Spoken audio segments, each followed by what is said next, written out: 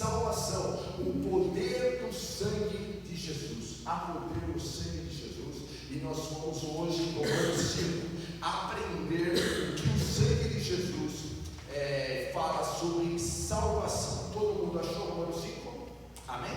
Vai dizer assim, então, irmãos, nós vamos ler o capítulo todo, e vai dizer assim: tendo sido, pois, justificados pela fé, temos paz com Deus por nosso Senhor Jesus Cristo, por meio de quem obtivemos acesso pela fé, e esta graça na qual agora estamos firmes e nos gloriamos na esperança da glória de Deus. Não só isso, mas também nos gloriamos nas tribulações, porque sabemos que a tribulação produz perseverança, a perseverança um caráter aprovado, e o caráter aprovado esperança, e a esperança não nos decepciona, porque Deus derramou seu amor em nossos corações por meio do Espírito Santo que Ele nos concedeu. De fato, no devido tempo, quando ainda éramos fracos, Cristo morreu pelos ímpios. Dificilmente haverá alguém que morra por um justo, embora pelo homem bom, talvez alguém tenha coragem de morrer. Mas Deus demonstra seu amor por nós. Cristo morreu em nosso favor quando ainda éramos pecadores. Como agora fomos justificados por seu sangue, muito mais ainda, por meio dele, seremos salvos da ira de Deus. Se quando éramos inimigos de Deus, fomos reconciliados com ele, mediante a morte de seu Filho, quanto mais agora, tendo sido reconciliados, seremos salvos por sua vida. Verso 11: não apenas isso, mas também nos gloriamos em Deus, por meio de nosso Senhor Jesus Cristo, mediante quem recebemos agora a reconciliação. Portanto, da mesma forma como o pecado entrou no mundo por um homem, e pelo pecado a morte, assim também a morte veio a todos os homens, porque todos pecaram. Pois antes de ser dada a lei, o pecado já estava no mundo, mas o pecado não é levado em conta quando não existe lei. Todavia a morte reinou desde o tempo de Adão até o de Moisés, mesmo sobre aqueles que não cometeram pecado semelhante à transgressão de Adão, o qual era um tipo daquele que haveria de vir. Entretanto, não há comparação entre a dádiva e a transgressão. De fato, muitos morreram por causa da transgressão de um só homem, Adão, mas a graça de Deus, isto é, a dádiva pela graça de um só, Jesus Cristo, transbordou ainda mais para muitos. Não se pode comparar a dádiva de Deus com a consequência do pecado de um só homem. Por um pecado veio o julgamento que trouxe condenação, mas a dádiva decorreu de muitas transgressões e trouxe justificação. Se pela transgressão de um só a morte reinou por meio dele, muito mais aqueles que receberam de Deus a imensa provisão da graça e a dádiva da justiça reinarão em vida por meio de um único homem, Jesus Cristo. Consequentemente, assim como uma só transgressão resultou na condenação de todos os homens, assim também um só ato de justiça resultou na justificação que traz vida a todos os homens. Logo, assim como por meio da desobediência de um só homem muitos foram feitos pecadores, assim também por meio da obediência de um único homem, Jesus, muitos serão feitos justos. A lei foi introduzida para que a transgressão fosse ressaltada, mas onde aumentou o pecado, transbordou a graça, a fim de que assim como o pecado reinou na morte, também a graça reine pela justiça, para conceder vida eterna mediante Jesus Cristo, nosso Senhor. Até aí, meus irmãos. Jesus, obrigado pela tua palavra. Obrigado, Senhor. Senhor, de forma maravilhosa, Pai, o Senhor inspirou o apóstolo Paulo para escrever esse texto, para que eu e meus irmãos, ó Pai, estejamos cada vez mais firmes em Ti. E nesse momento, ó Pai, que nós vamos estudar então a Sua palavra, Pai amado, que o Senhor fale aos nossos corações, que o Teu Espírito tenha plena liberdade no nosso meio, que seja uma noite de salvação, Pai. O tema é salvação da mensagem, Pai, que seja uma noite de salvação. uma noite que nós nos aproximemos mais do Senhor, uma noite que nós cresçamos, ó Pai, em gratidão por aquilo que o Senhor fez na cruz por nós, uma noite, ó Pai, que nós venhamos crescer ainda mais nas nossas orações, uma noite que nós nos aproximemos de Ti. Então fale conosco, ó Pai, em nome de Jesus. Nós repreendemos toda a tentativa do inimigo roubar a Tua palavra, caia por terra em nome de Jesus, e haja um fluir do Teu Espírito, que os nossos corações e mentes, ó Pai, estejam voltados para Ti. Fale com a gente, Pai, em nome de Jesus. Amém. Amém? Glória a Deus, glória a Deus, glória a Deus. O poder, hoje nós vamos então aprender que o poder do sangue de Jesus trouxe salvação. E eu sei, irmãos, que a grande parte de nós aqui já ouviu falar muito sobre o tema, e hoje, baseado aqui no Romanos 5, a ideia é nós nos aprofundarmos em algumas verdades que às vezes passam despercebido. E uma das verdades, irmãos, que passa despercebido é que nesse texto, de uma maneira muito bacana, subliminar, o apóstolo Paulo nos apresenta também um tribunal. E eu sei, que tenho aqui uma advogada, minha filha, como uma futura advogada, talvez tenhamos outros meninos também estudando direito, mas aqui, irmãos, a ideia é de um tribunal. Você sabia, irmãos, que eu e você, todos nós, estaremos presentes lá no julgamento do tribunal de Deus? Eu e você. E aqui, irmãos, a ideia do tribunal é que, por que então nós somos salvos? Porque todos nós pecamos, e o texto vai deixar muito claro aqui, irmãos, que dois reinos são apresentados. O reino da morte, simbolizado por Adão, porque ali, irmãos, quando Adão pecou, ele estava representando a humanidade, isto é, todos nós estávamos em Adão. Talvez você fale, mas pastor, não era nem nascido. Pois é, como ser humano você estava nele, e por isso pecamos, por isso falhamos, por isso precisamos do Salvador. Ali entra o pecado no mundo, e você vai ver, o texto em Gênesis 3, até chegar em Gênesis 6, que é o dilúvio, irmãos, o reinado já está reinando, o pecado já está reinando na terra. Isso desde o princípio. Se a gente pegar nos dias de hoje, não está assim também, irmãos. Qualquer noticiário que você vai ver de manhã, por mais água com açúcar que seja, vai relatar as barbaridades que estão ocorrendo no mundo. Por quê, irmãos? O pecado reinando no mundo.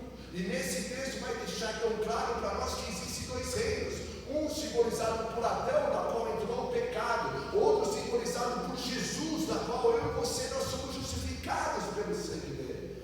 E é importante nós termos isso em mente, porque, irmãos, todos nós precisamos ter esse encontro com Deus, todos nós precisamos entender que precisamos ser salvos. A salvação eterna é esse ato então de Jesus, que vai e nos justifica, eu e você, nós somos justificados. Voltando para a ideia do tribunal, imagina que todos nós seríamos condenados pelo juiz, Deus, o juiz, todos nós, porque todos pecaram. Mas aí vem Jesus e morre na cruz por nós, o justo por nós injustos, para que eu e você, nós tenhamos hoje vida eterna, para que eu e você hoje fôssemos salvos, para que eu e você, nós fôssemos transportados do reino do pecado para o reino da condenação, para o reino do amor de Deus. E nós vamos então aprender aqui que nesse tribunal da graça agora, é o tribunal do amor, não é mais um tribunal que vai nos condenar, é o tribunal do amor. E Paulo está apresentando aqui para a igreja de Roma, dizendo, olha, todos nós estávamos condenados, mas Jesus veio, morreu por nós, e Ele morreu. Olha que verdade que nós aprendemos no texto. O amor provado no pior momento, no nosso pior momento. Dá uma olhadinha, irmãos, o versículo 6 a 8 vai dizer, de fato, no devido tempo, quando ainda éramos fracos, Cristo morreu pelos ímpios, por mim e por você. E o texto vai dizer, dificilmente haverá alguém que morra por um justo, talvez por um homem bom, alguém tenha coragem de morrer. seu amor por nós, Cristo morreu em nosso favor, quando ainda éramos pecadores. Eu e você, no nosso pior momento, enquanto éramos fracos e ímpios, Cristo morreu por nós. Cristo, irmãos, não morreu por bons meninos, por meninos que fazem tudo certo na vida. Cristo morreu por nós, pecadores. Ele não desceu da glória dos céus para a terra, irmãos, para morrer pelos certos. Ele mesmo vai dizer, os justos, né? Eu não vim para os justos, eu vim para os injustos, para os pecadores, para pessoas que precisam da graça de Deus, para mim e para você. Ele veio morrer por nós no nosso pior momento. Talvez, irmãos, na vida você já tenha cometido algum pecado, cometido alguma falha, que você falou assim: nossa, acho que nem eu consigo me perdoar. Situações da vida que nós temos dificuldade em perdoar a nós mesmos. Mas Cristo, mesmo sabendo das nossas falhas e dos nossos pecados, grandes e pequenos, irmãos, dos pecados que ninguém sabe que nós cometemos, das nossas dificuldades, Cristo veio e morreu por nós. Apesar da dureza do nosso coração, apesar da forma como muitas vezes, apesar das nossas fraquezas espirituais, das nossas falhas, das nossas orações, apesar de nós nos corrompermos com pequenas e grandes coisas no nosso dia a dia, Jesus veio e morreu por mim e por você. Que amor é esse, irmãos? Que amou a gente no nosso pior momento. Ele deixou a glória dos céus e morreu por mim e por você, para que eu e você nós tivéssemos vida nele. Ele morreu, e aqui, irmãos, por todas as pessoas, incluindo os piores pecadores, as piores pessoas, as questões mais absurdas que alguém cometeu no mundo. E Jesus veio e morreu por esses também, porque todos em Jesus podem ter uma nova vida. A ideia do texto é: não há um limite no poder do sangue de Jesus. Não há pecado que o poder do sangue de Jesus não perdoe. Pode ser pequenininho, pode ser grande, não importa. O poder de Jesus, ele ali, o sangue de Jesus pagou o preço de todos os pecados. E em Cristo todas as pessoas podem ter uma nova vida, podem ter uma nova oportunidade, podem ter uma nova chance, podem ser perdoados. A prova de Deus, o sacrifício de Jesus é a prova de Deus, do amor de Deus por nós. Lá em João 3,16, o apóstolo vai dizer: porque Deus amou o mundo de tal maneira. É esse amor. Deus amou o mundo e enviou Jesus para morrer na cruz por mim e por você. E eu sei que a gente já ouviu muito essa frase, e por ouvir muito ela fica banalizada. Mas, irmão, Jesus te ama da forma que você é. Jesus te ama. Vamos dizer essa verdade para o mundo lá, né? Fazer um exercício. Fala com o teu irmão e fala assim: cara, Jesus te ama. Mesmo você ter se marido, já comeu daquela cutuca, mesmo você sendo chato, Jesus te ama. Apesar desse teu jeitão, Jesus te ama. Jesus te ama. E eu sei que nós banalizamos, né? Essa questão. Eu lembro que lá na década de 80, nós tínhamos um sininho que dizia assim: Jesus te ama e eu também. Era muito comum, né? Nos carros e tal. Irmãos, e acabamos talvez banalizando a frase. Mas você já parou para pensar, irmãos, que mesmo quando você não está sentindo-se amado por pai, por mãe, por filho, por filha, por o que quer que seja, Jesus te ama. Jesus te acolhe. E sempre vai te acolher mesmo nos seus piores momentos. Então Jesus ali, irmãos, Jesus ali na cruz, meu irmão, na cruz, demonstrando o seu amor por nós. E se Ele nos amou quando éramos pecadores e inimigos de Deus, por que você acha que agora Ele vai te abandonar? Quantas e quantas vezes, irmãos, na vida nós nos sentimos abandonados por Deus? Vinha falando sobre os desafios da vida. E é muito comum, irmãos, nos nossos desafios, a gente fazer a pergunta do porquê? Por que eu estou passando isso? Onde está Deus? Será que Deus me ama?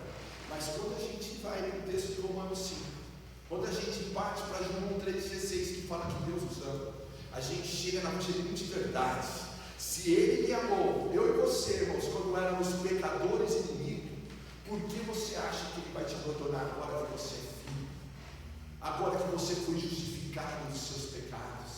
O justificado significa que Deus lá na cruz estava te declarando você como justo, estava pagando o preço do seu pecado, estava rasgando a dívida que te era contrária.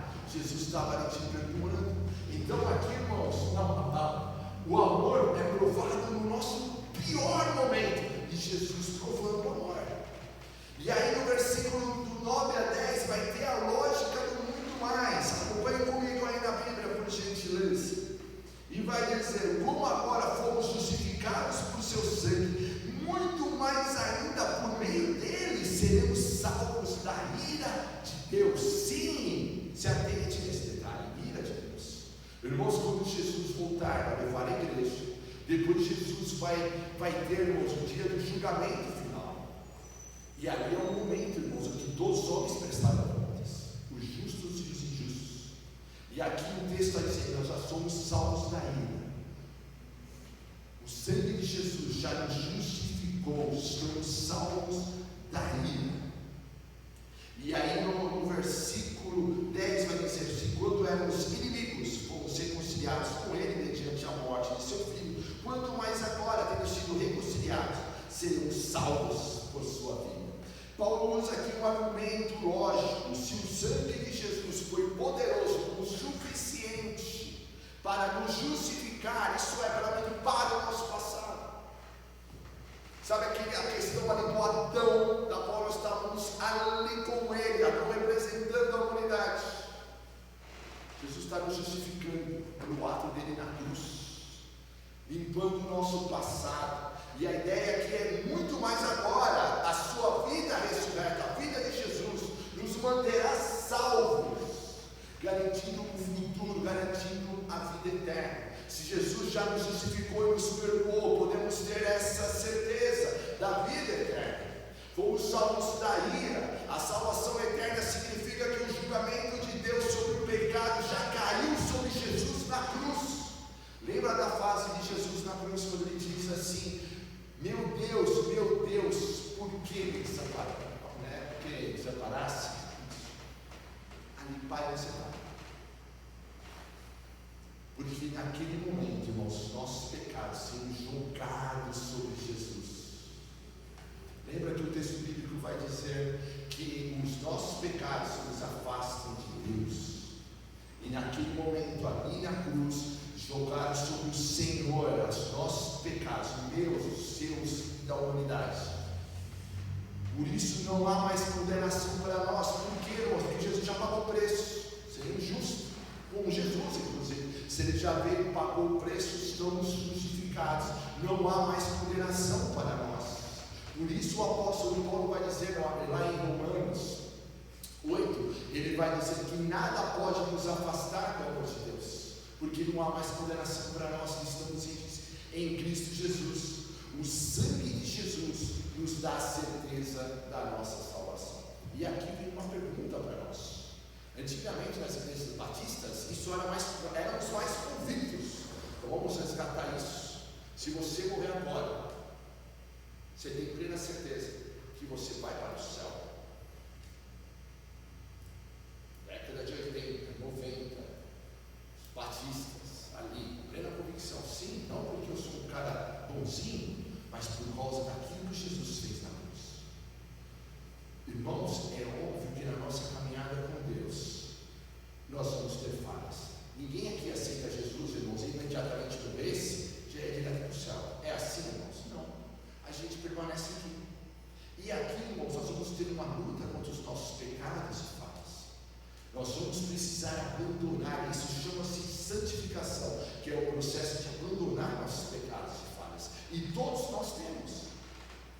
Mas apesar desses pecados e falhas, não somos salvos, irmãos, pelas nossas boas obras. As boas obras são excelentes. Olha a oportunidade de boas obras lá em Minas Gerais. Não, nós estamos aqui distantes, mas olha a oportunidade de fazermos o bem. Ontem, aqui em São Bernardo também, estava saindo água por tudo que é lado, né? Olha, são oportunidades de fazer boas obras. Por quê? Porque famílias estão agora fragilizadas, irmãos. Perderam bens, perderam situações, enfim, está fragilizado. E a boa obra, irmãos, é muito boa demonstra que Deus está habitando em nós. Porque, afinal de contas, o amor de Deus, como diz aqui no texto número 5, foi derramado no nosso coração, também para praticar boa obra. A gente não pode ser indiferente, irmãos, das coisas que estão acontecendo ao nosso redor. Mas aqui, irmãos, apesar dessa situação da boa obra, e por mais que a gente faça, não somos salvos por ela, vai dizer Efésios 2. Não é pela boa obra. Somos salvos por aquilo que Jesus fez na cruz. E por isso podemos ter plena certeza da nossa salvação. Se Jesus voltar agora, tu vai para o céu. Se você partir agora, tu vai para o céu. E é essa certeza que você pode ter. Não por aquilo que você fez, mas por aquilo que você declarou quando você disse: Jesus, entre na minha vida. Eu estou te recebendo como meu Senhor, meu Salvador. Venha mudar o meu coração, venha me transformar, porque eu creio que lá na cruz o Senhor já estava pagando o preço do meu pecado. E aí nosso nome então é escrito no livro da vida. Uma outra verdade, irmãos, há um contraste no texto entre Cristo e Adão. Dá uma olhada no versículo 15, aonde vai dizer: entretanto não há comparação entre a dádiva e a transgressão. De fato, muitos morreram por causa da transgressão de um só homem, mas a graça de Deus, isto é, a dádiva pela graça de um só, Jesus Cristo, transbordou ainda mais para muitos. Não se pode comparar a dádiva de Deus com a consequência do pecado de um só homem. Por o pecado veio o julgamento que trouxe condenação, mas a dádiva decorreu de muitas transgressões e trouxe justificação. Se pela transgressão de um só a morte reinou por meio dele, muito mais aqueles que receberam de Deus a imensa provisão da graça e a dádiva da justiça reinarão em vida por meio de um único homem, Jesus. Consequentemente, assim como uma só transgressão resultou na condenação de todos os homens, assim também um só ato de justiça resultou na justificação que traz vida a todos os homens. Então há um contraste entre Cristo e Adão nesse versículo. Primeiro contraste: Adão, um só erro trouxe condenação e morte para todos. E essa verdade, irmãos, tem que estar muito clara para nós. Estávamos lá em Adão, ele morreu, todo mundo pecou e trouxe consequência. É isso que o texto está dizendo: trouxe consequência. Havia aqui uma preocupação do povo, da igreja, ao dizer: mas o que a gente faz é muito pecado, é muita situação. Olha, realmente lá na cruz a morte de Jesus foi suficiente, porque é muito erro. Lembre-se, talvez ali numa conversa com o apóstolo, né? Olha, lembra-se, apóstolo, olha, o pessoal ia todos os anos levando animais para morrerem, agora só veio Jesus e é suficiente. Sim, é suficiente, porque através de Jesus um só ato de justiça trouxe vida e justificação. Jesus ali também, ali nos representando na cruz, levando ali um Cordeiro de Deus e pagando definitivamente o preço dos nossos pecados. E isso é importante, irmãos, por quê? Porque você pode ter uma nova vida em Jesus. Vai no texto, os versículos vão dizer da superabundante graça, onde o pecado abundou, a graça transbordou. Se a gente vê nos noticiários, irmãos, o pecado e o preço do pecado, as consequências do pecado no noticiário e também na sociedade onde nós vivemos, muito mais aonde entra a graça de Deus. E você vai ver histórias dentro da igreja de pessoas que foram extremamente transformadas por Deus. E talvez o teu testemunho seja esse, de como você é e como você é. E aqui eu não estou falando de perfeição, eu estou dizendo de transformação. Às vezes era um coração ruim, um coração mundano, um coração ali imoral, e hoje seu coração totalmente transformado. E tantas pessoas onde eram escravas do pecado, hoje a graça de Deus entrou na vida dela.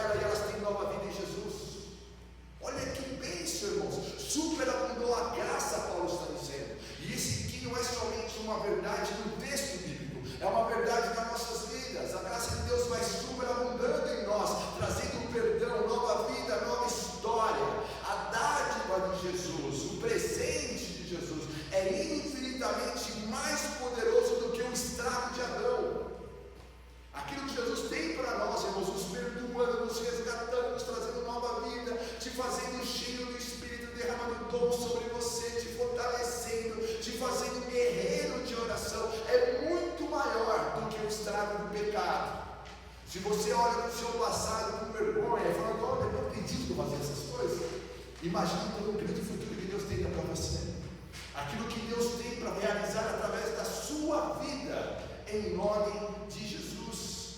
Então agora nós pensamos no resultado então da salvação. Em Romanos 5 vai dizer, tendo pois sido justificado, temos paz com Deus, com o nosso Senhor Jesus, por meio de que obtivemos acesso pela fé, e esta graça agora estamos firmes e nos gloriamos da esperança da glória. Resultado da salvação. Primeiro resultado, está aí na tela inclusive, nós passamos a ter paz verdadeira.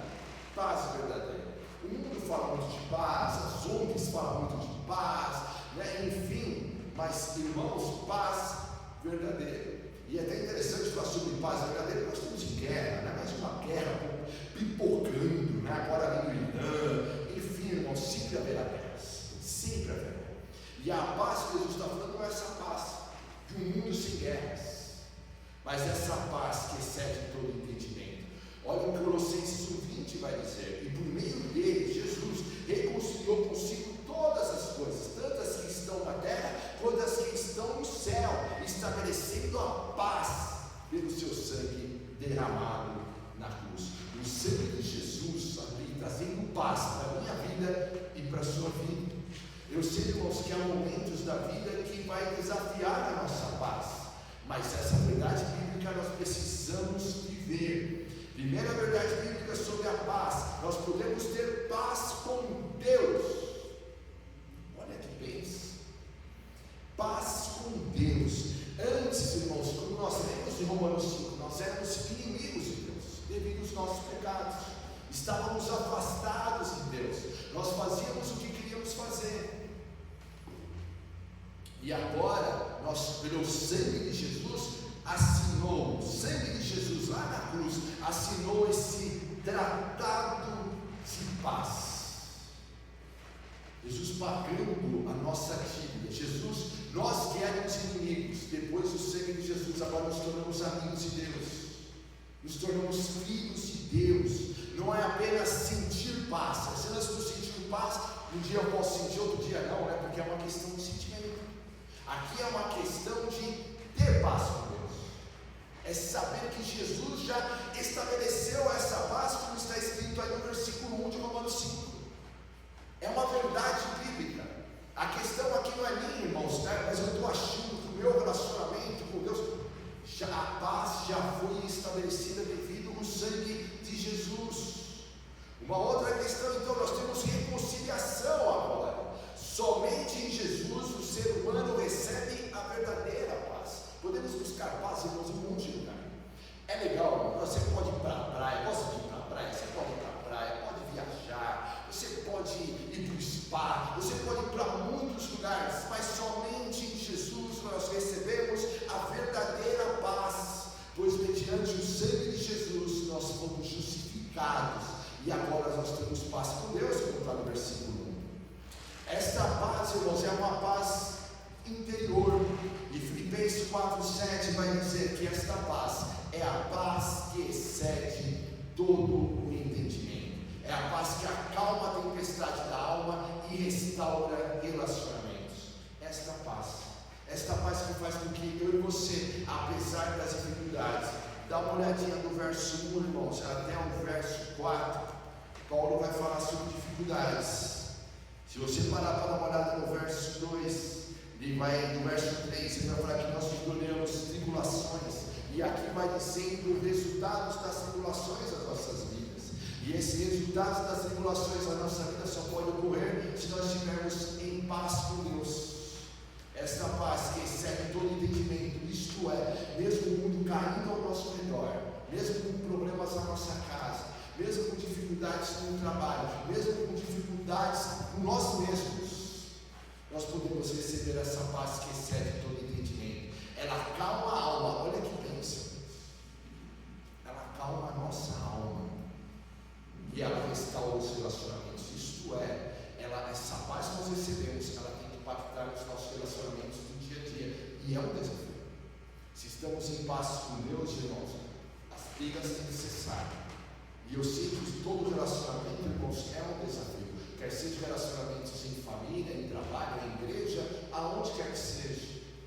Mas paz com Deus vai impactar os nossos relacionamentos. Quando a gente ainda não tem essa paz com Deus, os relacionamentos nossos interpessoais, eles sempre vão ficar muito sujeitos a toda espécie de dificuldades. Mas quando nós recebemos paz com Deus, eles têm que ser impactados também. Então lá na tua casa, você tem que viver a paz com Deus em nome de Jesus. Amém? Lá no teu trabalho, você tem que viver a paz. Porque em você vive um príncipe da paz. Entende? Um príncipe da paz vive em você. Você agora é de Jesus. Lá em Mateus 5, Jesus vai falar que eu e você agora somos chamados a sermos pacificadores. E talvez a sua vida toda seja tão brigão, tão turrão, e gostava de uma confusão como eu gostava. Agora, quando nós, irmãos, temos um encontro com Jesus, Jesus já nos chama para ser pacificadores. E lá na nossa casa tem que ser um pedacinho do céu, tem que ter paz. Lá no trabalho tem que ter paz porque você está lá. E aquelas confusões e malignidades têm que cair. Agora lá tem um servo de Deus trabalhando naquele lugar. E aquele lugar tem que ser impactado. Numa igreja, irmãos, tem que ter paz. Porque servos do Senhor estão louvando. E tem que ter paz no lugar. Tem que ter paz nas nossas vidas. Tem que ter paz quando a gente vai dormir. Tem que ter paz, irmãos, porque o príncipe da paz reina em nós. Segunda verdade, irmãos, então, que nós recebemos da salvação: acesso a Deus. Antigamente o nosso acesso era negado. Nós queríamos passar, sabe aquela questão, irmãos, literalmente do passaporte? Né? Você quer viajar para outro país, você precisa ter um passaporte. E ali no aeroporto, né? No aeroporto você vai passando por várias situações, irmãos. Então você faz lá o check-in, você despacha suas malas, e aí depois você começa uma triagem. Você já passou na triagem do aeroporto? É um barato, irmãos. A galera vai lá, você tem que deixar todos os seus pertences de mão, vai passar numa esteira, e aí você tem que andar e vai passar numa porta, onde vai detectar se tem algum objeto de metal. Não se dá ideia que você está carregando algum objeto de metal. E ali, irmãos, é um barato, começa a apitar, né? Volta, tem alguma coisa. Ah, esqueci a chave, esqueci. Enfim, você só vai para a próxima fase se você estiver ok, senão você não pega o avião. E você vai ali passando então por situações. E mesmo quando você viaja, você já assistiu aquele programa Aeroporto? Putz, eu acho mó legal o aeroporto, cara, eu acho mó legal. Mesmo pode ver, o cara chega, o cara viajou mal intencionado, quer levar droga, ele passou aqui no aeroporto de São Paulo, pode ver, a galera vai de alguma maneira encontrar. Em outras palavras, ele queria fazer, mas o acesso dele foi negado. O nosso acesso antes era negado. A gente até tentava se relacionar com Deus, mas os nossos pecados nos afastavam do Senhor. O mundo ali fora, óbvio que quer se relacionar com Deus, mas os próprios pecados nos afastam de Deus. Para ter o acesso com Deus, tem que viver essa verdade aqui, ó. Mas agora em Cristo Jesus, vocês que antes estavam longe. Isso daqui, irmãos, na realidade é uma grande parcela da população. Uma grande parcela que mora aqui nesse bairro aqui ao redor, o bairro onde nós moramos. Estão longe. Por isso que o mundo está da forma que está. Essa é a verdade. Grande parte dos nossos familiares, talvez, agora, estavam longe, agora foram aproximados mediante o sangue de Cristo. Isto é, não é mediante boas obras, não é porque você é legal, mas por causa do sangue de Cristo. E agora, então, vai ter acesso à graça. Olha que bênção. Temos então agora um passaporte permanente. Nos Estados Unidos, se não me engano, chama Green Card, é isso, né? Green Card, permanente. Você é um estrangeiro lá nos Estados Unidos, mas quando você recebe Green Card, agora você é aquele estrangeiro top. Agora você pode, olha, eu posso morar aqui, eu posso trabalhar aqui, eu estou top o negócio. Você não atravessou a fronteira ali, né? Correndo, fugindo de policial. Não, agora você tem um Green Card. Aqui espiritualmente, Jesus, o texto está dizendo, olha, vocês agora têm um Green Card, vocês têm acesso a Deus. E nós precisamos, irmãos, valorizar isso. Em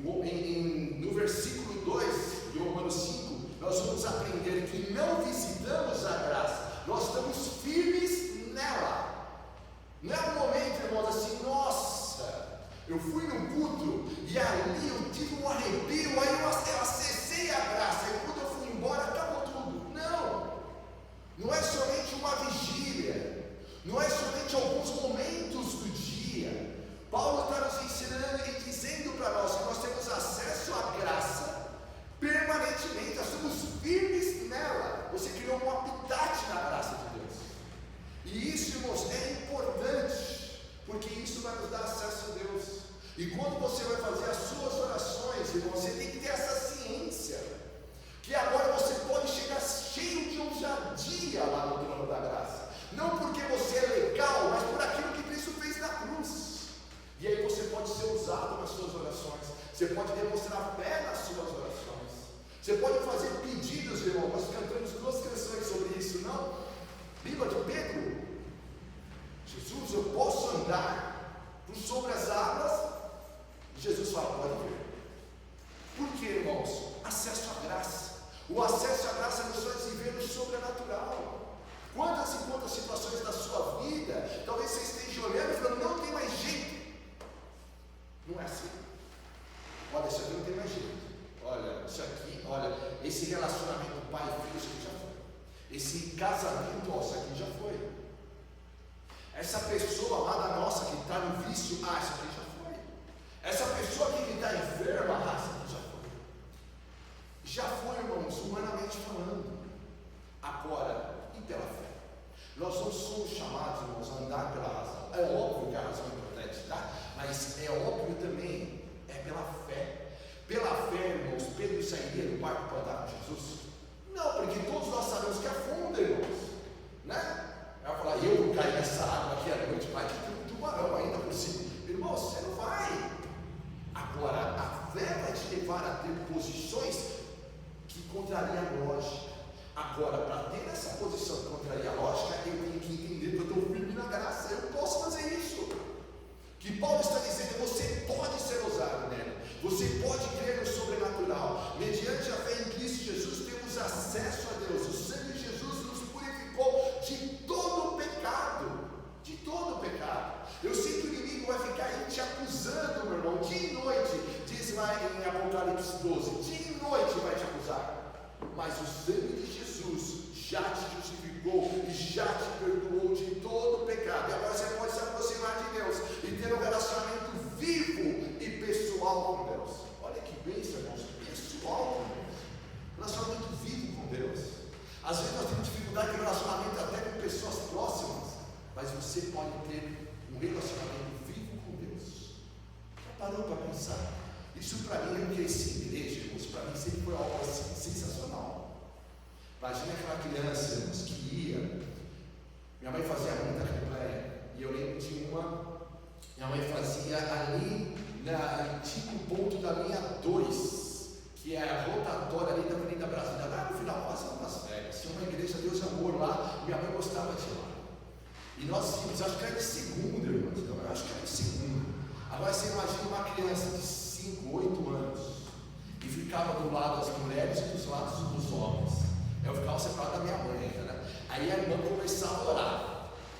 Irmão, você podia estar com dor de garganta, não importava. Eu ficava ali, Jesus, o Senhor está nesse lugar, é um absurdo eu sair daqui com dor de garganta. E eu ficava ali clamando. Eu achava mó legal, irmão, falando assim, olha, tem pessoas aqui que Deus está curando da garganta. Eu falava, cara, Jesus ouviu? Olha que bem, Jesus ouviu isso. Aí quem é? Eu já levantava a minha mão, levantava uns 30 pessoas, mas assim, dava a mão, Aí eu achava lindo quando a irmãzinha falava assim, tinha a mãe dessa criança, pode vir, Jesus está te visitando e você saia curado. E eu cresci nesse ritmo, irmãos, e vendo muitos milagres de Deus, e Deus fazendo, e Deus realizando. Podemos ter esse relacionamento pessoal com Deus. Eu achava loucura, como pode eu, que estava há 5 minutos atrás jogando bola nas quadras, que estava ali fazendo, sabe, era uma criança normal, jogando bola, aprontando, e de repente num ambiente sagrado, Deus ouvia meu clamor e me curava. Eu achava sensacional, Deus ouviu o meu clamor. E da mesma forma, irmão, Deus continua ouvindo o meu clamor e o teu clamor também. Pela misericórdia, pela graça de Deus, porque nós temos agora um relacionamento vivo e pessoal com Ele. O sangue de Jesus removeu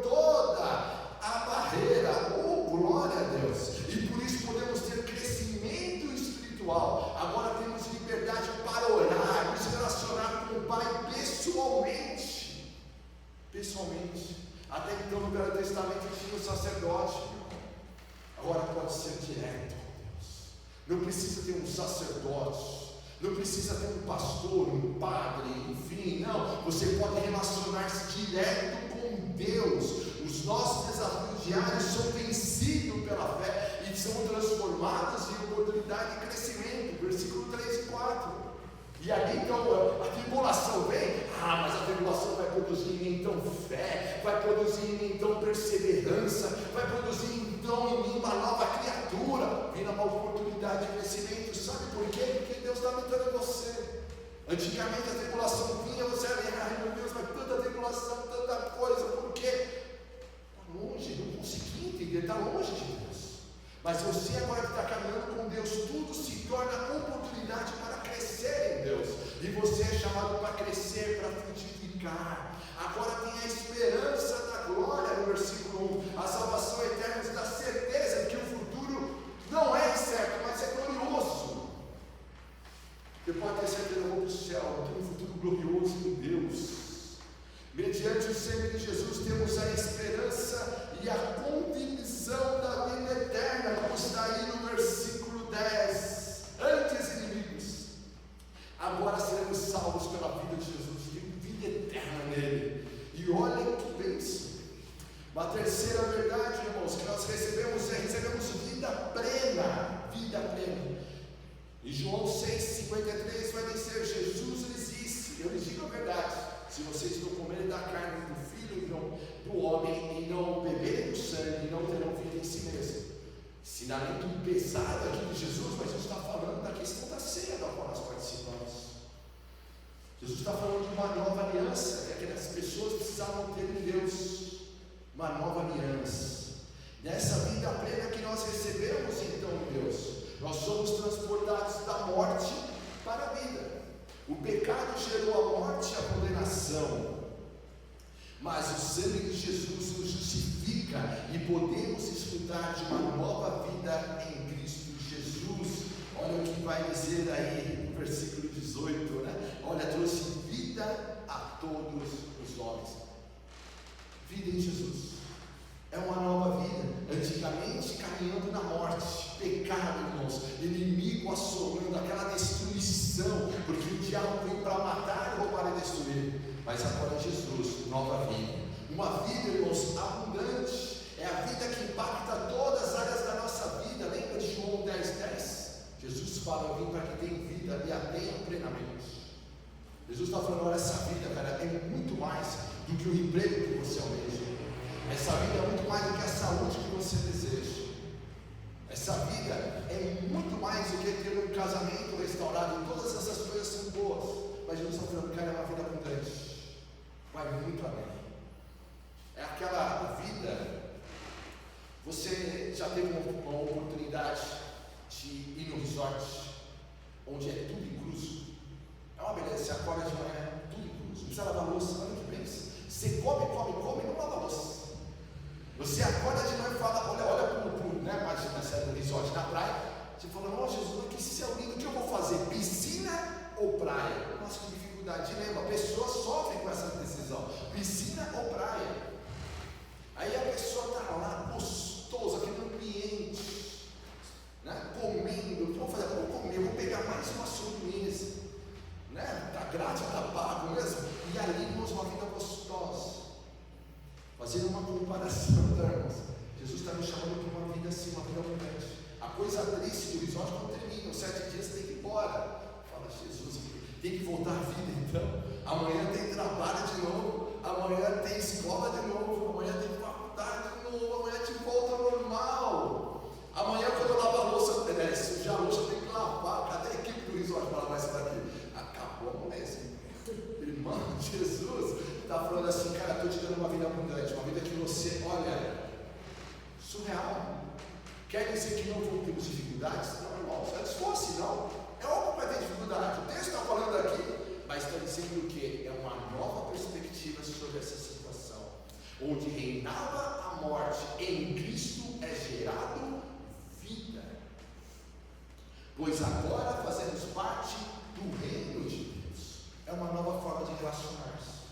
Jesus está falando assim: agora vocês têm acesso a mim, e vocês vão orar, cara, vocês vão sentir a presença de Deus, vocês vão viver milagres, vocês vão frutificar, vocês vão ver realmente assim áreas da vida de vocês que vocês já tinham abandonado, serem ressuscitadas pelo poder de Deus, não a bola perdida para Deus. E aqui ele está falando: vão, orem e creiam no poder de Deus.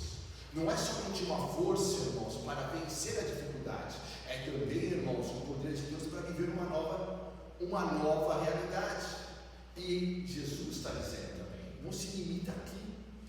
E as coisas que nós podemos fazer aqui, a questão, irmãos, nós temos vida. Essa vida é abundante porque ela vai para a eternidade. Ela não é limitada aqui. A eternidade começou já, não? Quando nós recebemos Jesus, e agora nós podemos viver essa vida abundante. Podemos ser novas criaturas. O desânimo, as culpas, o pecado é vencido em Cristo. Olha que bênção. O que está querendo te derrubar? Sentimentos antes que faziam parte da vida, né? E agora Jesus falando assim para nós: olha, eu morri na cruz. Isso também eu levei lá na cruz. Significa que eu não vou sentir isso? Não, significa que agora eu posso vencer isso, né? Eu posso passar. Eu posso saber que em Cristo essas coisas vêm, mas em Cristo também eu vou vencendo, em nome de Jesus. Porque vai ter dias, irmãos, e tem mesmo dias mais difíceis, não? Dias você acorda assim e fala: Jesus, está muito pesado esse fardo, estou me sentindo desanimado. E a gente vai nele e fala: Jesus, não está correto isso aqui, eu estou desanimado, estou com pouca fé.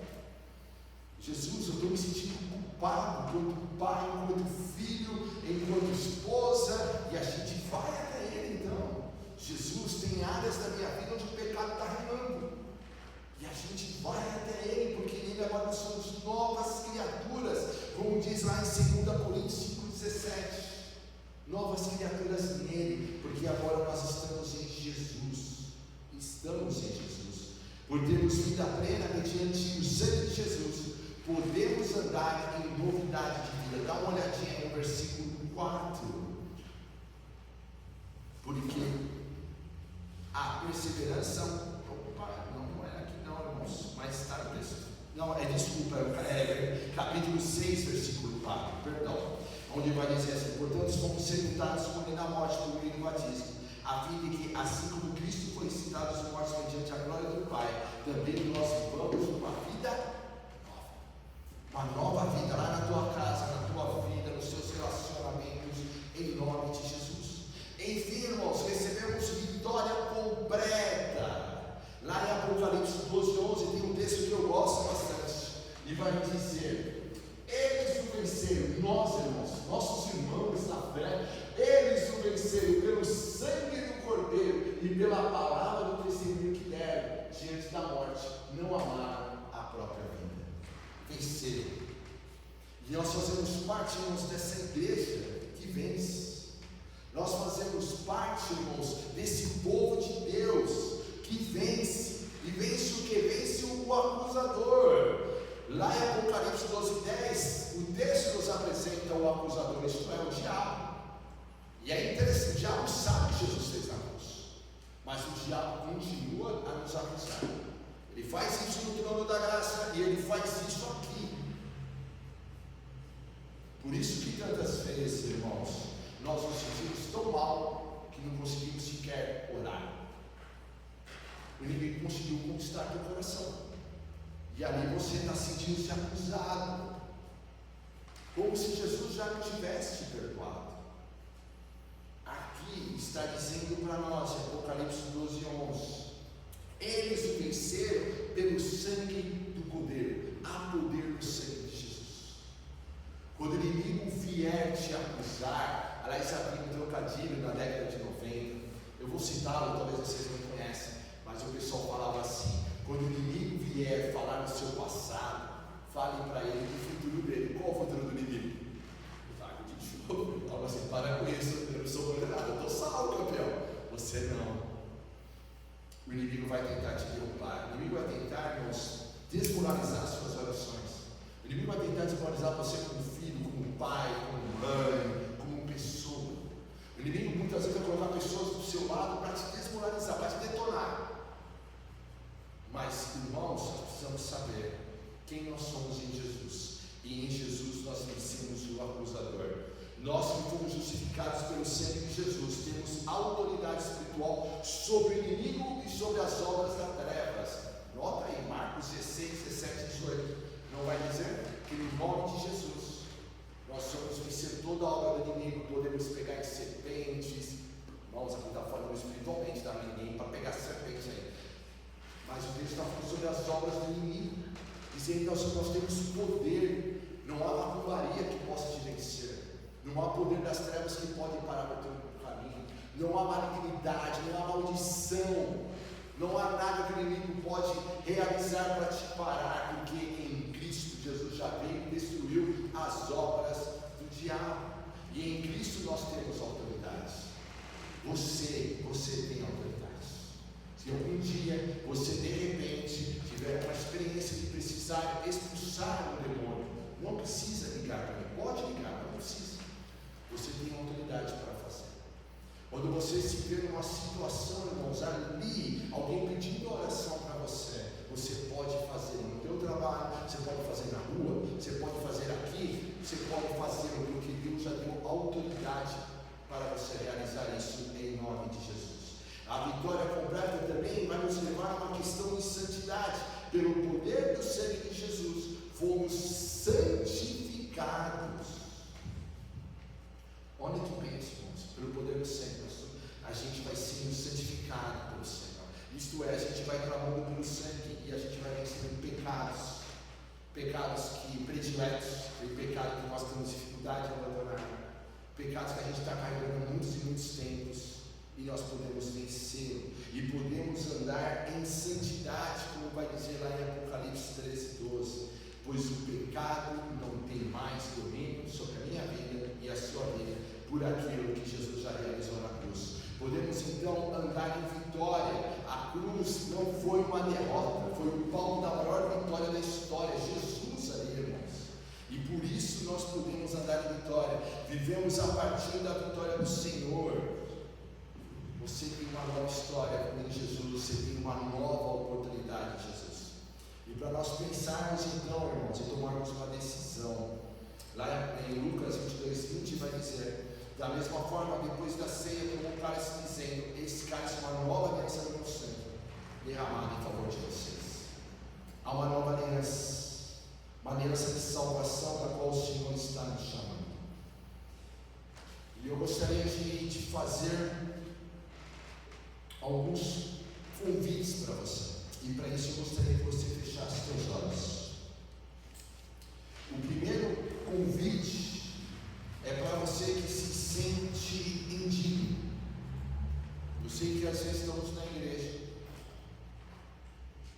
mas às vezes nós temos uma autoimagem péssima. E hoje você ouviu que Cristo não morreu por pessoas boas, mas por pecadores. E se você acha que precisa se limpar primeiro para chegar a Deus, você não entendeu ainda a graça de Deus. O sangue de Jesus foi derramado quando você ainda era inimigo de Deus. Ele não quer sua perfeição hoje, Ele quer a sua fé, Ele quer o seu arrependimento, Ele quer que você o receba como Senhor e Salvador. Por isso eu te convido, venha como está, para ser justificado por quem Ele é. E talvez essa seja uma decisão que você tenha que tomar hoje, receber Jesus como Senhor e Salvador. Uma outra decisão para você que está com medo de perder a salvação. Muitos aqui talvez vivem uma montanha russa espiritual. Hoje está bem, amanhã e acha que está salvo, aí se falha, acha que está perdido. Mas a palavra de Deus diz que temos paz com Deus, e essa paz não é um sentimento, é uma questão jurídica verdadeira, selada pelo sangue de Jesus. Se você quer sair da insegurança e firmar sobre os seus pés na rocha da salvação eterna, esse convite também é para você. Pare de ficar com medo de perder a salvação. E por fim, em Adão todos herdamos a morte, mas em Cristo recebemos a abundância da graça. Hoje Deus te oferece uma troca: entregue a sua condenação e receba a justiça de Deus. Não saia daqui debaixo do peso do pecado. Saia daqui debaixo do transbordar da graça. Eu vou fazer uma oração de entrega. E se você ainda não fez, eu te convido a fazer. De falar: Jesus, hoje eu entendi que eu preciso de um Salvador. Jesus, hoje eu entendi que pelas minhas boas obras eu não vou ser salvo. Hoje eu entendi, Jesus, que somente pelo sangue de Jesus eu posso ser salvo. Somente por aquilo que o Senhor fez na cruz. Você entende isso, irmão? E essa é uma verdade. E eu e você precisamos tomar essa decisão hoje. Se você ainda não fez, bora receber Jesus como Senhor e Salvador. Bora pedir para que o Senhor entre na sua vida e para que você seja transformado por Ele. Bora se arrepender de pecados. Você não precisa andar só, não precisa andar sozinho. Você é chamado para caminhar com Deus. Tudo que eu e você precisamos é do Senhor. E se você quer tomar essa decisão hoje, eu te convido a você orar comigo. Repita assim comigo: Senhor Jesus, nessa noite eu te recebo como meu Senhor e o meu Salvador. Perdoe-me os meus pecados. Escreva meu nome no livro da vida. Pois hoje me comprometo a te amar, a te servir e te obedecer por todos os dias da minha vida. Em nome de Jesus.